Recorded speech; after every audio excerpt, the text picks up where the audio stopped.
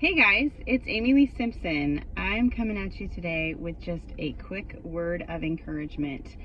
My son just graduated from 8th grade and he is going on to high school, and there's a lot of changes going on, and there's these questions that are thrown around when kids especially are at this juncture where there's a big change in their life, and people say, well, what do you want to do when you grow up, and what do you want to be, and what's next?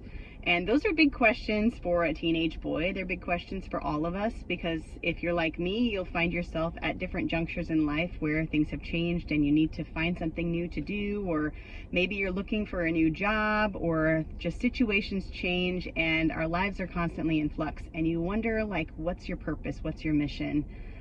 And I just wanted to remind you today that whether you're in a position of being just deeply rooted and seated in where God has planted you, or you just feel like you've been plucked up and you need to find a new place to plant, like, God still has you on mission, that you have a purpose, and that he has a plan and a purpose that he has called you to in this day. And it might not be the same as yesterday, it might not be the same 2 years from now, but God is the author and perfecter of our faith and of our story, and you can trust him with your future. So as I was reading, and as I was talking to my son about it just this past week as he's finished up, and even at his graduation ceremony, they had these slides up just of their childhoods, and then kind of moving forward, where they're going to go to school and what they're going to do and what they want to be. The very last slide, I wish I could put it up here and show you. It was really neat. He posted up this image of the world, and it says, you know, go forth and preach the gospel to all people. And it said, what do you want to be? And he said, I want to be a missionary and a dad.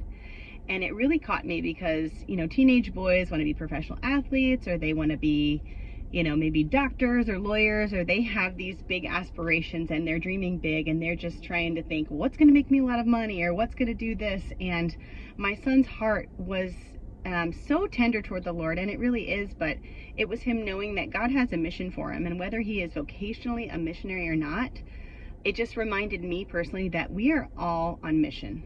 Like, we are all missionaries.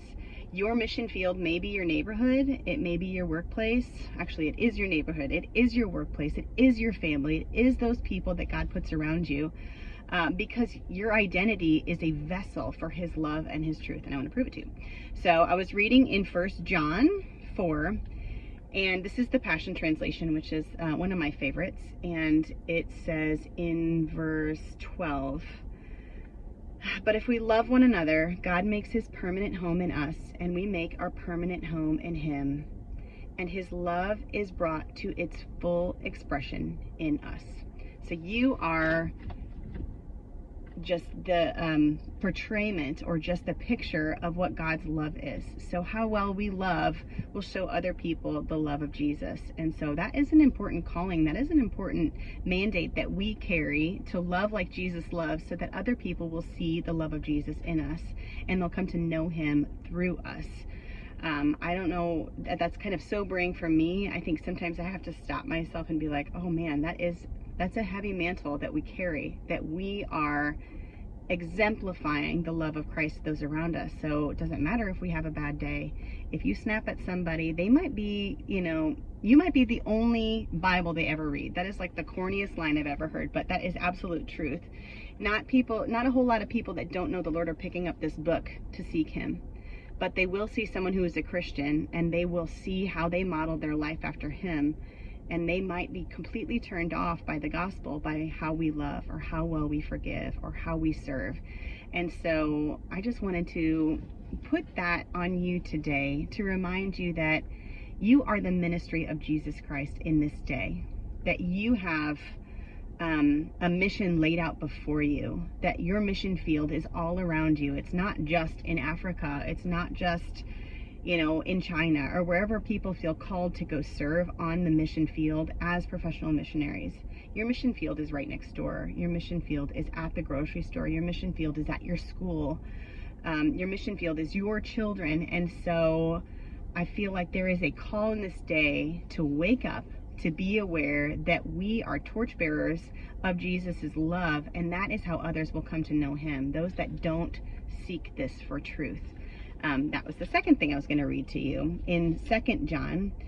it says in verse, sorry, I should have been better prepared. In verse 1, actually in verse 2, it says, because, oh, I'll go back a little bit.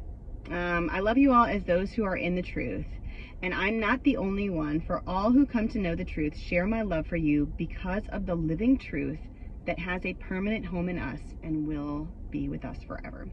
So God's truth, if you cling to his word and you seek it out, it has a permanent home in you, which means it doesn't change when culture changes. It doesn't change when the world goes crazy. It doesn't change when, laws and rules and constitutions, when those sorts of things are flimsy and they might be, hanging in the balance of somebody's rule. This does not change. And God's truth is living and it has a permanent home in us.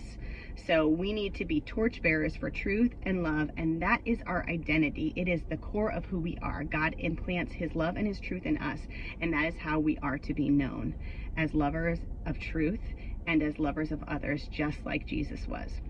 So I wanted to encourage you today that you are a missionary, that you are on mission, that God has a plan and a purpose for you today to walk out, to win people for Jesus. I feel like even as we age and we get older, as adults, you're like, I wonder if I missed my calling. What was I supposed to do with my life? Maybe I should have studied this. Maybe I should have done something different. Maybe I should have pursued a career in that. All of that is just dressing on top of what God has actually called you to do and be. And that is the hands and feet of Christ, to be disciples who make disciples. And so everything else is a changing mission field where you have the opportunity to minister to those around you, where you can be the hands and feet of Jesus, where you can be on mission. So your mission field may change, but your mission remains the same. So go forth and change the world with love and with truth. I love you. He loves you. Have the best day. See you next time.